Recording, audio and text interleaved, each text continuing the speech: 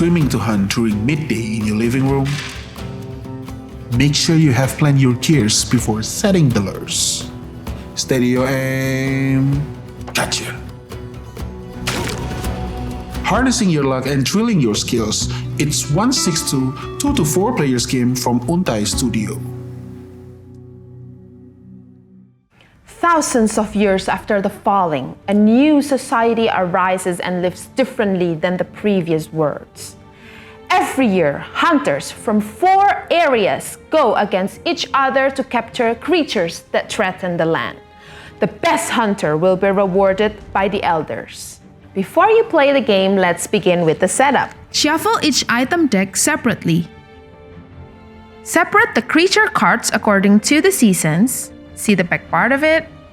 Shuffle them separately, then stack them in a deck, with the higher number on the bottom.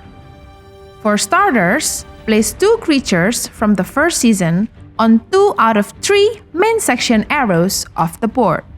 The setup contains of hunting ground, character boards, deck of item cards, creature cards, dice and lures on both sides. This is how you play. Each player roll a die, and the highest roller will get to choose a companion first. As the starter, each player takes 4 starting cards based on the stats on the character board. Red means relic cards, blue means tech cards, green means nature card. For example, Patient 0. You need to take 2 relic cards, 1 tech card, and 1 nature card.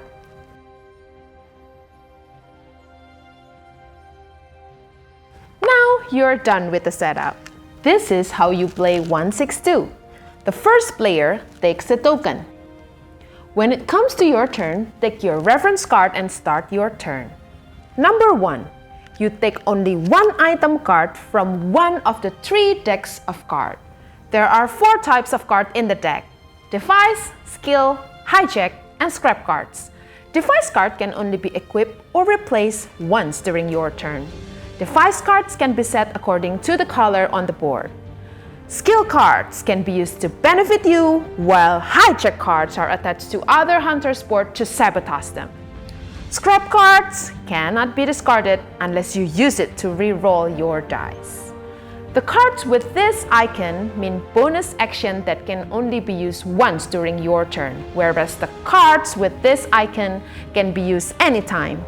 Number 2, you choose whether you want to empower your character or not, which I will explain more later on. Number 3, now we come to the action phase. This is the real deal, everyone. In this phase, you have to choose only 1 action between gather, prepare, and hunt. If you choose gather, you take 4 cards according to your stats to gather more resources. If you choose prepare, you need to take all your dice to get their lures. Grab all starting dice and additional dice from devices. Roll the dice up to 3 times to get the highest combination for lure crafting categories. First roll all your dice all together. Set any dice you want to keep aside. You may stop and craft your lure now or roll again. Second roll, re-roll any or all dice you want, even the dice you keep from the previous roll. You don't need to declare which combination you are rolling for. You may change your mind after any roll. You may stop and craft your lure now or set aside any dice you want to keep and roll for the last time. Third and final roll. Re-roll any or all dice you want. After your third roll, you must craft your lure.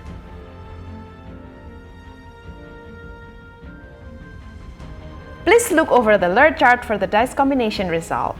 If you choose hunt, you will target the creatures and capture them. When you see the creature card, here is the lure requirement, dice requirement, and victory points.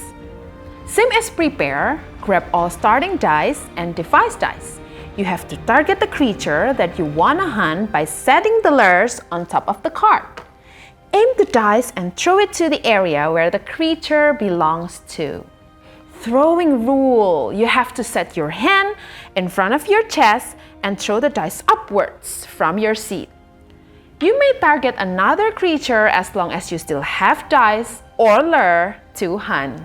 Number 4, cleanup phase. Your maximum hand size is 5 cards. Discard all excessive cards into their respective discard pile. Remember, scrap cards cannot be discarded during this phase. Watch your step or you will wake the beast next to you. Number 5, spawn. Take the spawn die and roll it once. Please take a look on the spawn chart for the result. You may place a creature anywhere, but you need to fill the middle section before filling the crossroads section.